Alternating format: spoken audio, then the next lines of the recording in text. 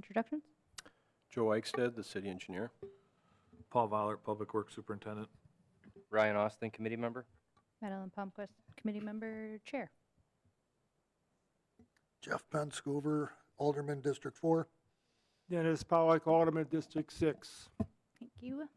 Item 2, review the engineering and street monthly activity report. Start with Paul. Okay, thank you. Our report is attached. Garbage collection continues to consistently increase throughout the garbage and recycling from last year. Our construction project, our crew has completed all the underground on Plover Street. And granted, it's the first full week of July here, but we've also completed all the underground work on 14th Avenue from High Street to Fremont Street. So probably 30% of that project as well as of today. And on Monday, we will be starting 14th Avenue from Grand to Fremont. Our street maintenance activity has also been kind of helping out with the progress of Plover Street by completing the black dirt and things like that as our crew has been and grading for pavement as our crew has moved on to doing the underground. But we continue to do lawn mowing on both the east and west side with all the rain that we've gotten here in June, middle of June. Grass continues to grow quite quickly.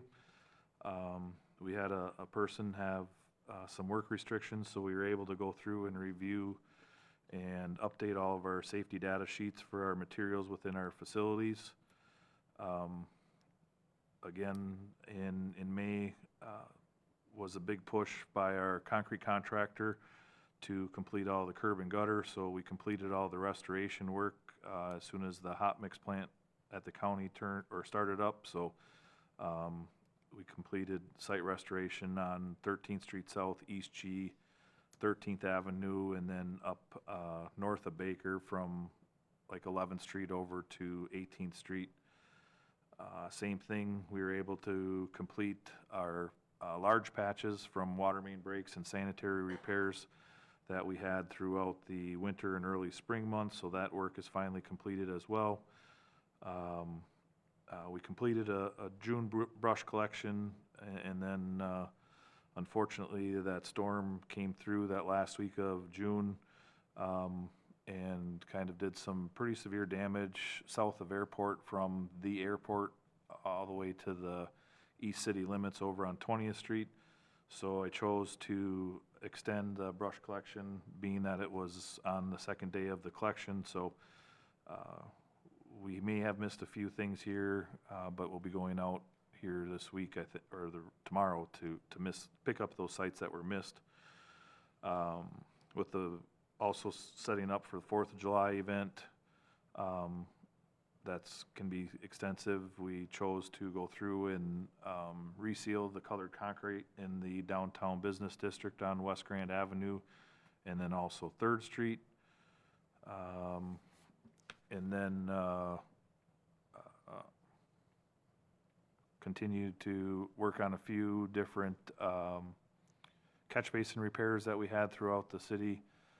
Then because of our construction activity, we kind of did some damage to one of the neighboring streets on Broadway.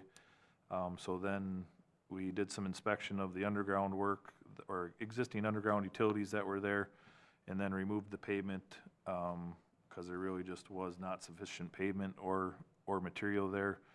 And I'm going to absorb those costs throughout our street maintenance activities or whatever to replace that couple hundred feet of asphalt that was there. Our sign department, again, has worked through the Cranberry Blossom Festival, assisting with setting up banners and replacing the banners in the downtown area. We quickly tried to get all the sidewalks done in the downtown area as well so that it looked good for those events. We got our new paint truck operational and did some training on that, and have gone through and started to paint some of our long line. They've now moved to working nights here this week to paint some of the crosswalks and stop bars on the state highways, just safer to work under those conditions. Then our shop continues to get some of the newer equipment that we took delivery of up to date or up and set up for running. Really hasn't been a whole lot of maintenance work except for, just general stuff coming in and out as well.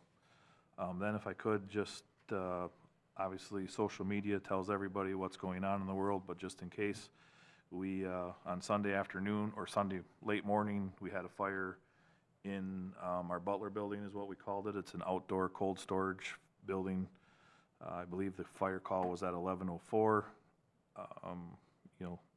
The fire department arrived on scene about 3 minutes after, having to just come from the east side or the west side station 2 blocks away. Had it out within 15 minutes of what we did, of when they got there. I did find out the individual that saw it and called him today and thanked him for doing that, because to replace the equipment that was in that building would have been substantial, probably over $1 million. There was the fire department from Grand Rapids, Nakusa, Port Edwards, Rudolph, and Buren was also on its way responding, but were sent back because they were able to get the fire put out and things like that. So I also had staff that were siren chasing and probably heard it over the scanner, that I said, hey, stick around, because we, once they had the fire out, we pulled equipment out of the building and the fire department sprayed it down again. So it could have been a lot worse. So thankfully it happened during the day so that this individual was able to see the smoke coming from the building. But again, thankful for our fire department being competent and being able to do what they do, and did it well. So with that, that's my report. Thank you, Paul. Questions, comments? I've got a comment here. This last month, City of Rapids did do the Cranberry Fest. The Entrepreneurs Convention came and went for a week, and the 4th of July. The town looked great. It could not have looked better. We hosted quite a few people, and like I say, a combination of everything, it all just fell together.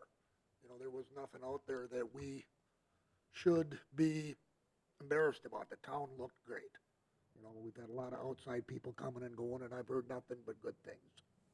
So that was my comment. I feel like there's very little to criticize about the work that the streets and engineering departments do. I would like to say that I live in the area of south of Airport between 20th, and me and all of my neighbors had a bunch of brush out. I wasn't expecting the crew to come on, was that the 24th, to grab all of that. They picked up all of the brush, even though it might not have been in like the exact appropriate position, before I even saw on social media that was going to happen. So your team is very nimble, and it is much appreciated from a resident perspective. Thank you. And we're moving on to Joe on the streets. Thank you. For the engineering department monthly report, our permits and license numbers and diggers locates are listed as usual. We did make some progress on our designs for 2026, and we've completed the preliminary survey for Pepper Avenue water main replacement and got a good jump on that design. As well as the Riverwall rehab project. We've just getting to a point, we've got an item here on the agenda tonight to get the final piece of that put together prior to submitting to the DNR. As far as construction activity, the contractor just finished putting the coatings on the Mead pickleball courts just yesterday. So those should be finished at this point.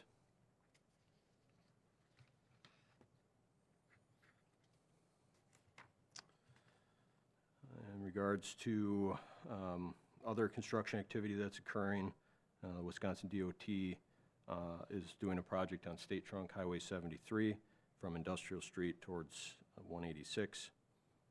They closed that road down on June 23rd. That'll be ongoing here for the month of July. Just a quick update on the rail notification predictive mobility project. We've kind of hit another milestone with that, where we've submitted to the DOT a request to award that project. So we're just waiting to get approval for that. And then some other miscellaneous things that we've been working on. The Otter House exhibit that is now under contract, and all of the submittal documents have been reviewed and approved. We'll be meeting with the contractor tomorrow morning to discuss some other aspects before they begin work. Also helping the Parks and Rec with the zoo playground installation bids that should be going out, published here in the next week or so, as well as assisting wastewater in a lift station master control center replacement bid for the Dewey Lift Station. And that concludes our monthly report. Questions, comments? I did see here that we have a number of future survey projects. If people, I get a lot of questions about when things are going to happen on their roads. Anyone watching, there is the ability to go on the city website and select that they want updates for street closures and project updates. When those emails come out, they'll automatically be notified, or should automatically be notified. Great. Thank you. All right, item 3, review the 2025 construction project status report. Okay, so the finance director did put together this report for the committee to consider. I'm not sure, certainly open to any feedback and, tailoring, ongoing financial report that's kind of meets the needs of what you're looking for. But the costs that are represented in the report are through June 22nd of 2025. It doesn't capture a lot of our primary road construction activity yet. It gets a lot of our underground work because it's City Forces doing that. But yet it doesn't account for contract payments they usually lag behind maybe 4 to 6 weeks. Those would show up in the invoices column. So for instance, on Plover Street, all of the underground work was primarily done by June 22nd, I believe. But yet we had some concrete work that was done in early June that we just invoiced for on Monday, July 7th. So that's not exhibited here in the report, but just wanted to point that out. If I can go through it further in some more detail if you're interested in that, or... Well, just looking at the numbers, and I appreciate the spreadsheet. This is great.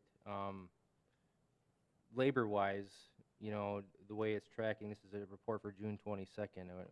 The total for labor is nearing what was budgeted. Is that something that is expected? Is there a projection to go over, or are we looking okay there? It is something that stood out to us, especially in the street construction portion of the budget. That's something I do want to evaluate a little bit closer with Tim DeSorcy and see if all of the costs, what's comprising all of the costs that are showing up in the labor.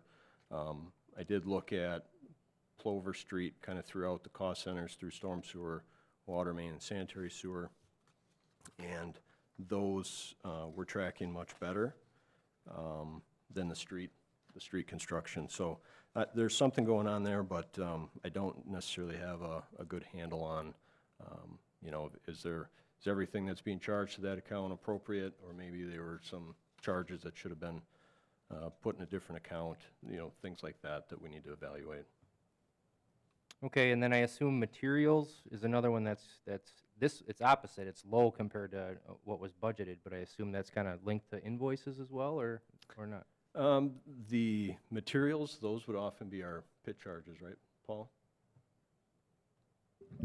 Yeah, so some of them simply are just street sections that we haven't worked on yet. So like Joe said, pretty confident to say that the materials is our pit charges. And then I think he uses invoices is where our contracted, American Asphalt or Summers doing our contracted work or whatever, so. That's all I have. I like to break things down. So is there an easy way to add the overall project cost? I see that we have a total budget for like labor and the total cost, and then we have that nice comparison of all of the labor costs for all of these projects.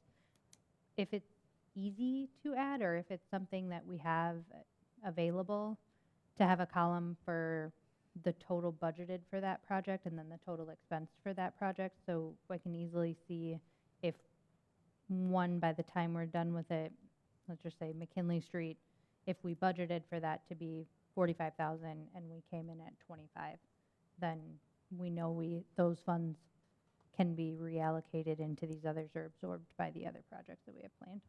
Yeah, I think that would be, that wouldn't be difficult to reformat this to include that. I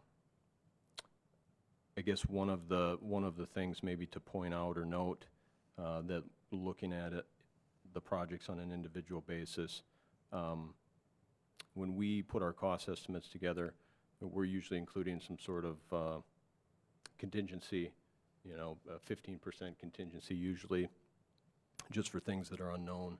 We're budgeting for projects, in some cases almost a year in advance, and sometimes before designs are complete. But when we get time, when those numbers that are estimated are put into the budget, we don't include the contingency within the amount that we're bonding for. And so individual projects can sometimes, ebb and flow on how they look. But the idea or the strategy is that with all of the projects throughout the fund, throughout the construction season, calendar year, there's going to be projects that do better than others, and that there's going to be a balancing effect there. But that's one of the things that are, I guess, noteworthy on how the city kind of strategizes on how to not bond for too much, but yet try to balance the risk. That makes sense. Overall, do we want to continue to see this report monthly, quarterly? Any preference?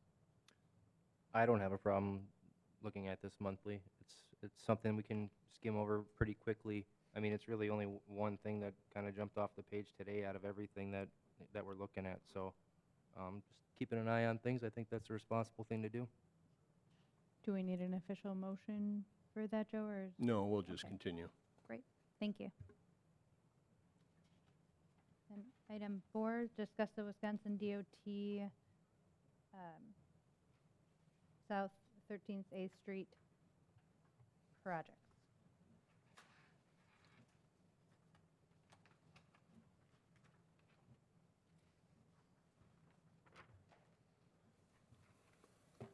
Okay, I have a brief presentation that I can give, kind of update the committee on the 8th Street project. So, as you may recall, the project is, the overall 8th Street project is segregated into 2 phases. There's the current phase that we're working on, the south section from Lakewood Lane to just north of Whitrock Avenue. That's proposed for construction in 2028. There's also a second phase, the north phase here shown in red, that would be potentially scheduled for construction in 2032. And so, in light of it being 2 phases, everything that we're doing in the first phase, we're considering that we'll be kind of reiterating some of those steps and design decisions in the second phase. So this first phase that's proposed in 2028, it's nearly 40 years old. as compared to the other section, which is much older at 56 years old. The primary reason for the project is for roadway deficiencies and safety concerns. There are non-compliant curb ramps for pedestrians. Pavement is very much deteriorated. Signals at intersections lack visibility and need upgrades. And then there's some functional and operational items that are being addressed, such as there's a third southbound lane between Ruby Avenue and Dove Avenue that's going to be proposed to be removed. The total construction cost is between $3.5 and $4.5 million. And the initial stance from the DOT, they kind of had an initial scope of work. It was primarily to address the concrete pavement and put in new base course, so no new road structure altogether. Actually, the pavement's currently proposed to be asphalt pavement for replacement. Curb and gutter would be replaced. Largely, they were looking at it as a pavement replacement type of project, along with some rehab and some upgrades, but it wasn't proposed to be a full reconstruction. Once we had the public information meeting and, the conversation started to get more involved, there's some potential modifications. At least the DOT is taking a second look at things, reconsidering some things based on the city's and the county's request. Couple of those items would be at County Z, Griffith Avenue, and considering some of the safety issues at that intersection, the truck turning movements. This exhibit, and I'll zoom in here on this. This exhibit was presented at the public information meeting. So it's what was shared at that time. But turning movements, truck turning movements at County Z, the intersection's quite tight. You can see that there's tracking going over the curb at that intersection. So that's something that, as I said, with the city and county's request, they've gone back to do traffic counts. They've completed those. They're reevaluating both widening the intersection to accommodate the turning movements, looking at the lane designations, making sure that they're accurate and, they'll get the required amount of improvements that we need. They're also considering a roundabout option, both single lane or single lane with a bypass lane. So they're kind of going back and taking a second look at some of the concerns that were raised from the public information meeting. And so all of that information is still pending and being looked at by their designers. There's also discussions that we've had with them here at Maple Manor Drive, kind of across from Peterson Avenue. It's kind of a unique intersection. People aren't quite sure sometimes how to navigate that and what they're able to do it safely and what the expectations are. So there's options that the DOT was looking at on how to modify the connection with Maple Manor Drive, or potentially remove it, or change the configuration such that it would increase the safety there.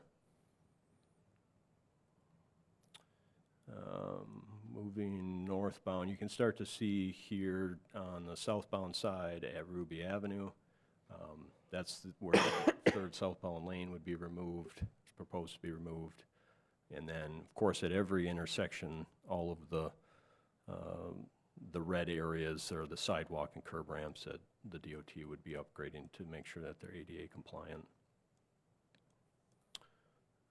Coon Avenue, we also have signals at that intersection, so that one would be getting signal upgrades and checking turning movements and lane configurations and how to accommodate pedestrians better at that intersection.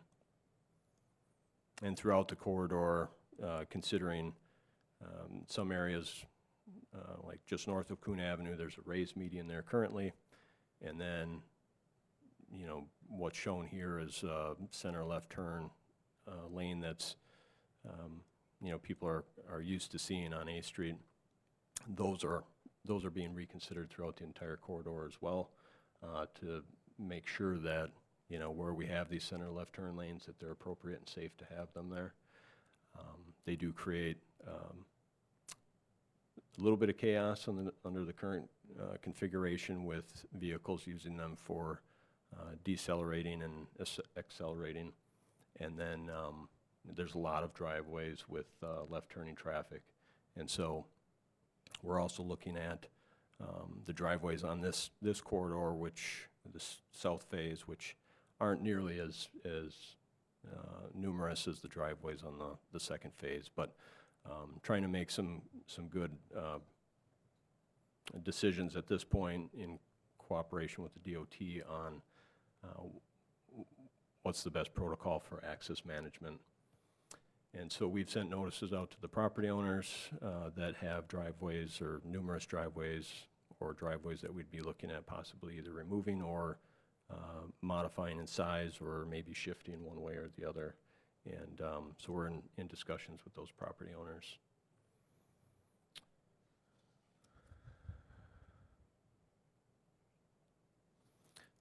One other thing that I forgot to mention is the DOT will be including the sidewalk extension from the Wood Trust Bank to Lakewood Lane in with the project. They will actually be covering 100% of the sidewalk cost up to the Tractor Supply driveway, and then they will they'll be doing the I think the city's on the hook here for the remaining portion down to Lakewood Lane. As you might recall, their new sidewalk would be assessed back to the adjacent property owners, so any of the city's costs associated with that would be, I guess, worked out through special assessments.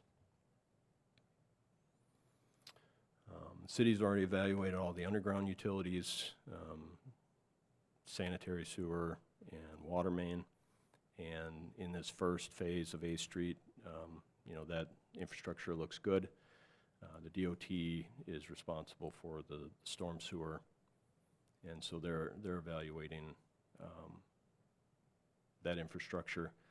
We did notice them on there's a culvert here at the 2 Mile Creek, just north of Whitrock Avenue, that had some defects that we noticed, and they've done a thorough review of that, and they're proposing to fully replace that culvert with this project at the DOT's expense.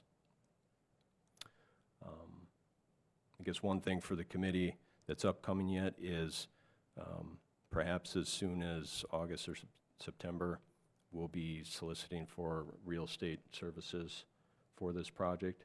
So any of the temporary easements or fee purchases for right-of-way, mostly related to the curb ramps and sidewalk at intersections. It's a lot of small little pieces of real estate purchases that the city would be responsible for purchasing it, since the city is, I guess, doesn't necessarily own the right-of-way, but is the agency in charge of the right-of-way, and then the DOT will be reimbursing the city for those expenses through the project. So I guess that kind of summarizes my presentation for this item. I guess if there's any questions, I'd be happy to answer those.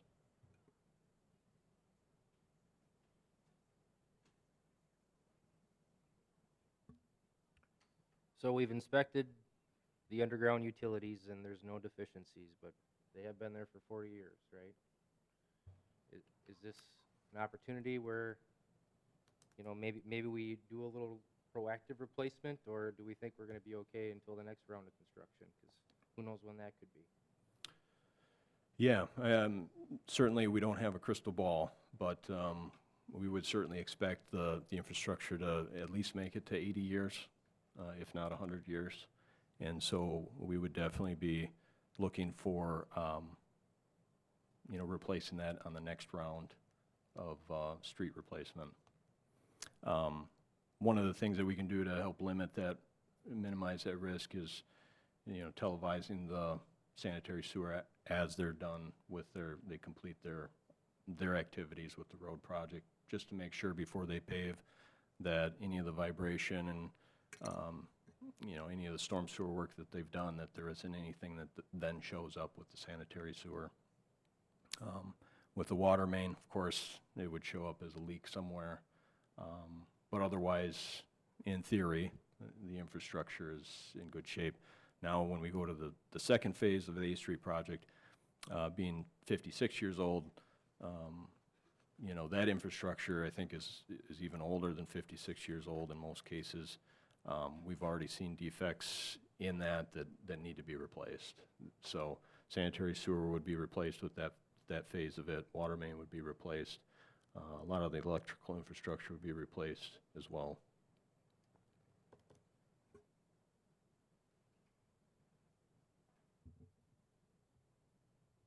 Hearing no other questions, move on to item 5, review and consider proposals for hydraulics and hydrology modeling along the Wisconsin River as part of the Riverwall Rehabilitation Project.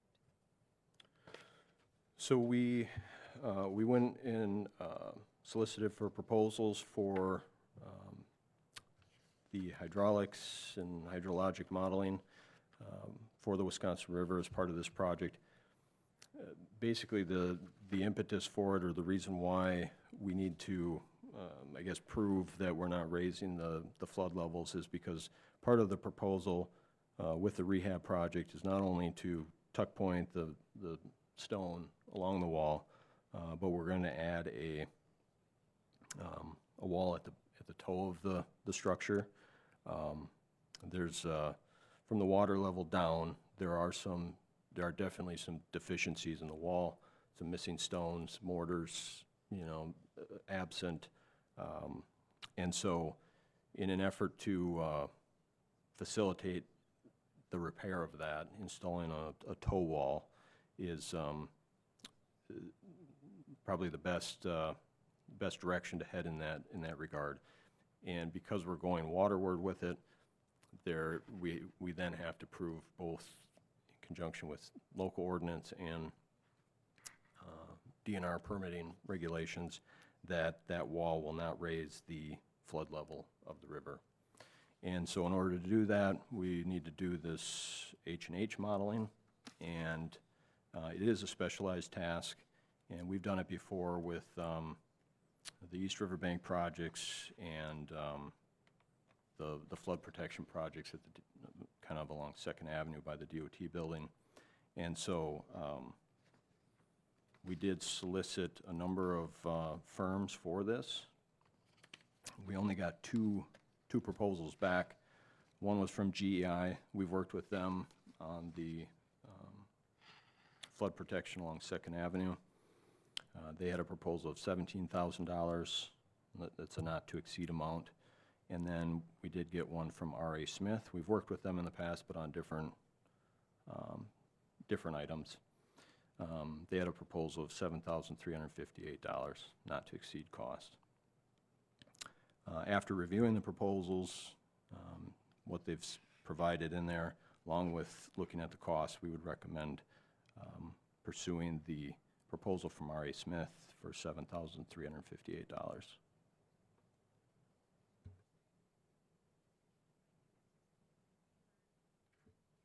Questions? So, looking at this drawing, Joe, I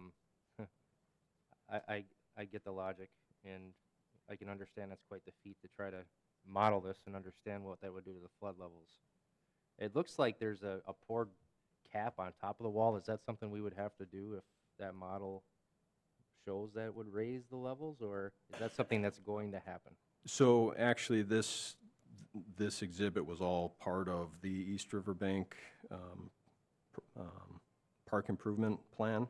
And so the cap on top of the wall with the railing, that's already been built. Okay. That was above the 100-year flood level, but the balcony that was installed with that project, that was within the 100-year flood, extending over the water. And we had to do the modeling for that. So the only thing for our rehab work that's affecting the model is, or that we need to run the model for, is the toe wall. Okay, thank you.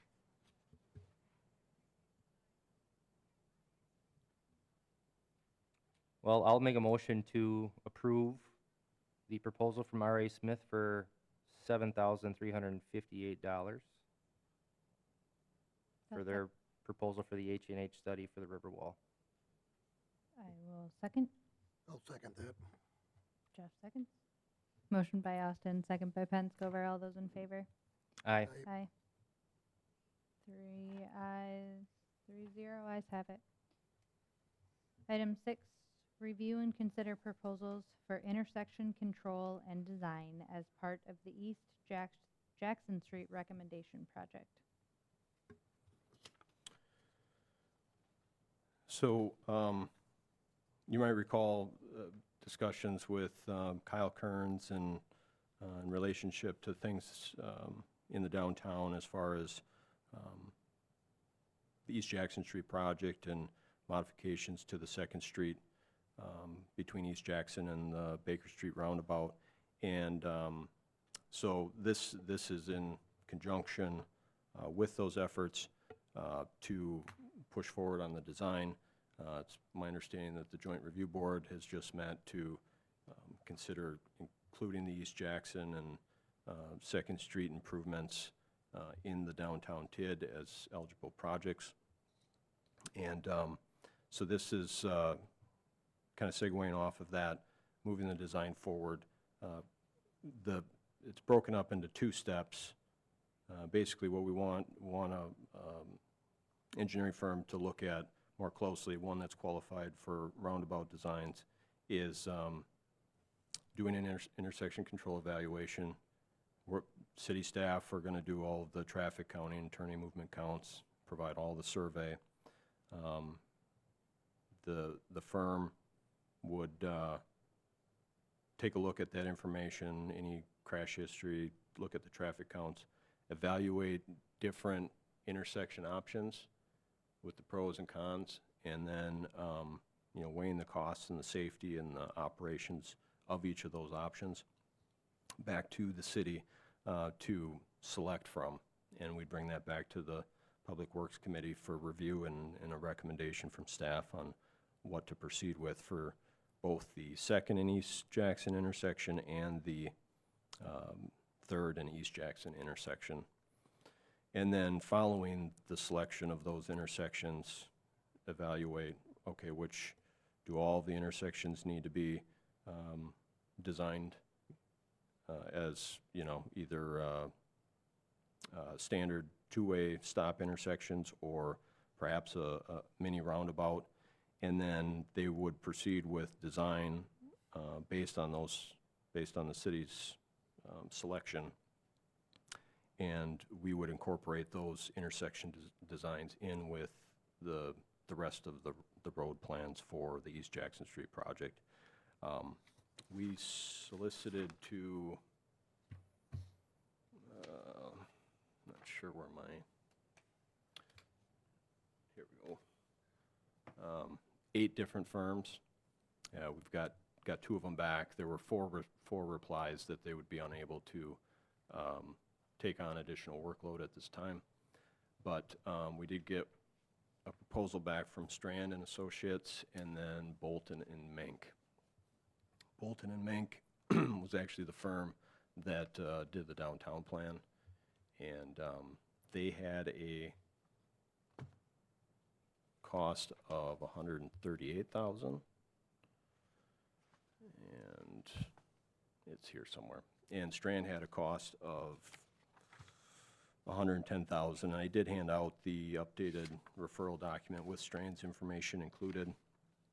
They kind of broke out the not to exceed cost for the intersection evaluation as well as the design of each of the 3 intersections there for a total of $130,000. So again, between Bolton and Mink at $138,000 and then Strand at $130,000, We've worked with Strand on our SDP urban projects and have been extremely happy with their work. And based on the price consideration, you know, we would recommend pursuing Strand in this case as well.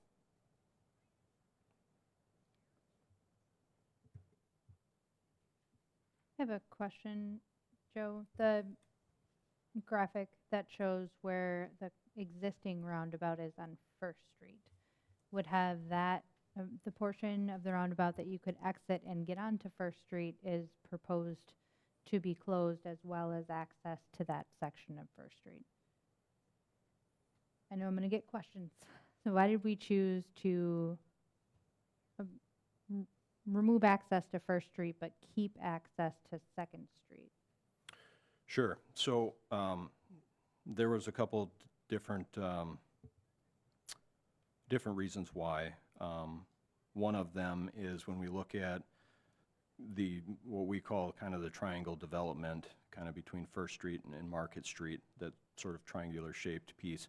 We have three blocks of streets in there with all of the underground infrastructure and whatnot.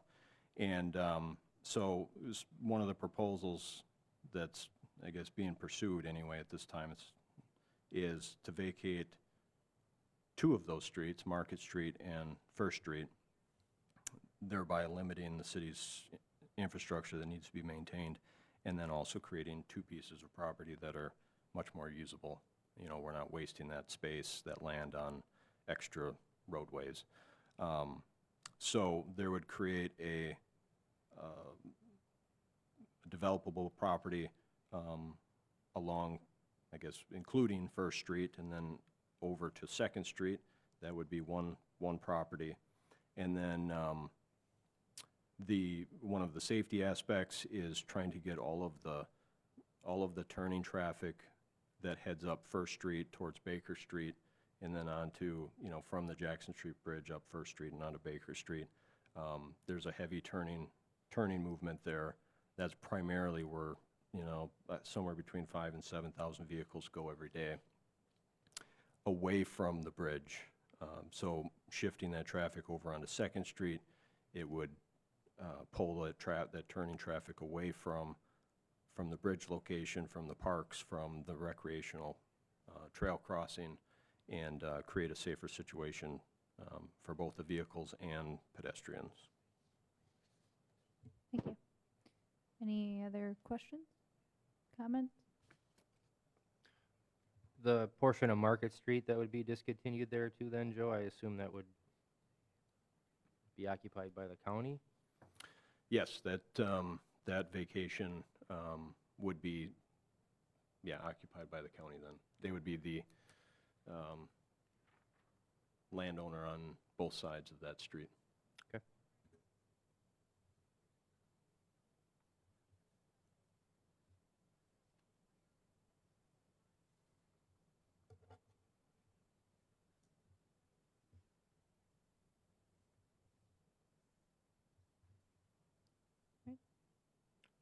So we need some action here, right? Do you need a motion for the 130 or no?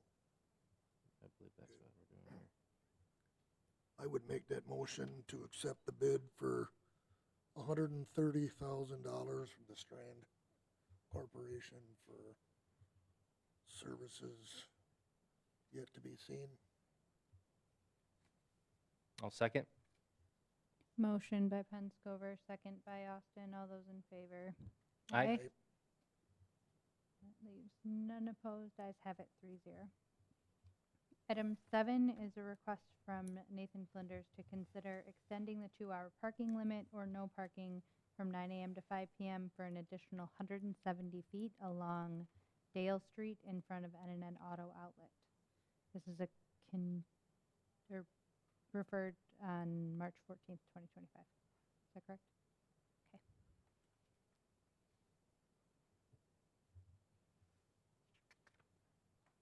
So I can add a little bit of background here. The Public Works Committee and Council did recommend and approve an ordinance change last fall. And that was to restrict parking along Dale Street from 6th Street South to approximately 170 feet to the east, and also a section along the east side of 6th Street. And, you know, Dale Street is a narrow street. It's not really conducive to have parking on it. But on the other hand, there's very little traffic volume that's actually using Dale Street. And so, you know, driving around a vehicle isn't as concerning as it would be, you know, on a busier roadway. But nevertheless, there are a lot of people that do use that 6th Street and I guess Dale Street for kind of overflow parking. There's Steve's Plumbing, I believe Parks and Vehicles along there, Quick Trip parks vehicles in this vicinity. And so there's definitely a parking need along Dale Street and 6th Street. But nevertheless, I guess there are some concerns there with having vehicles parked along Dale Street. So I guess that's the quick synopsis of the background of this item. Thank you, Joe.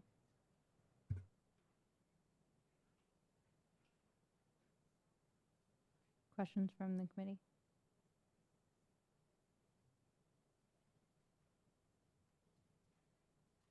Comments?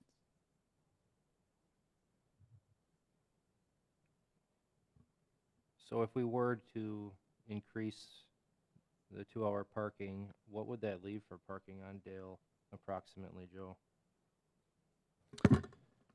It would leave maybe 100 feet, just before the cul-de-sac, because there is restricted parking in the cul-de-sac as well. And you said that this area is used regularly on Dale Wha- for parking? Well, I think there's oftentimes, yeah, basically with the current restrictions that are there, now the parking that is utilized is 170 feet east of 6th Street. So there are, I think, routinely vehicles that do park there. I went by the other day, there was a pickup truck that was parked right at the end of the no parking sign, you know, where it was then legal again to park. And so, you know, based on the photographs and stuff that Nathan provided, I mean, there's ample evidence that it's probably somebody's routinely parking there. Yeah, I mean, it wasn't too long ago that we had this discussion about this area. And, you know, folks from Steve Plumbing were in here. Obviously, they've lost quite a bit of their parking because of, you know, Quick Trip and the lack of, you know, on-street parking in the area. So to limit it even more concerns me a bit, for access for other businesses as well. You know, we had quite a long conversation about this initially, and I think it was a good compromise. And now I think with this move, it would basically, you know, nix parking on Dale Street. I mean, 100 feet, yeah, you can get a few cars in there, but, you know, if we're consistently seeing vehicles parking in there, I think it's going to be more than a few cars that, you know, are utilizing this. So right now, I don't know, unless, you know, there's an argument made that changes my mind. I think I'm good with what we have set up in place currently right now.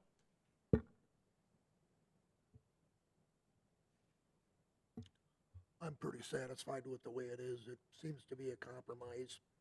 I would like to leave it alone for the time being. We can revisit it if we need to. We will return this item to the referral list? Does that make sense, to return to it at a later date and discuss again in the future? Yeah, it could be added to the referral list, or it could be put on the referral list again in the future if need be, however you'd want to do it. Any preference? I'd say let's put it back on the referral list so that we don't lose sight or track of it, and then bring it back up as time permits or if there's additional concerns.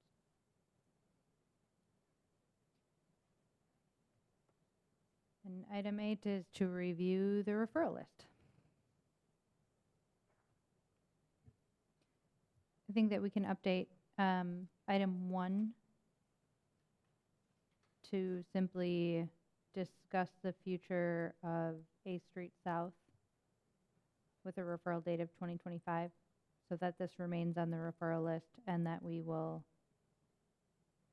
bring it back again next time A Street is discussed, or we want to discuss A Street.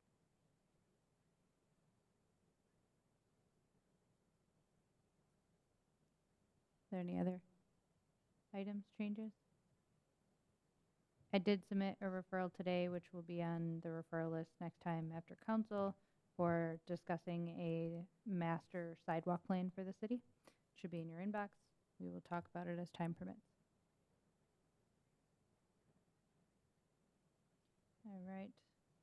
Hearing no other comments, we've got our next meeting date, which would fall on August 7th.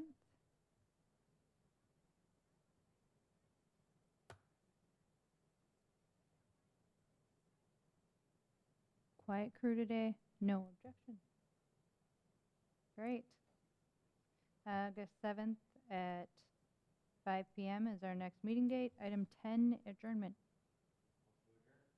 Motion by Austin, second by Palmquist. All those in favor? Aye. Meeting adjourns at 5:22.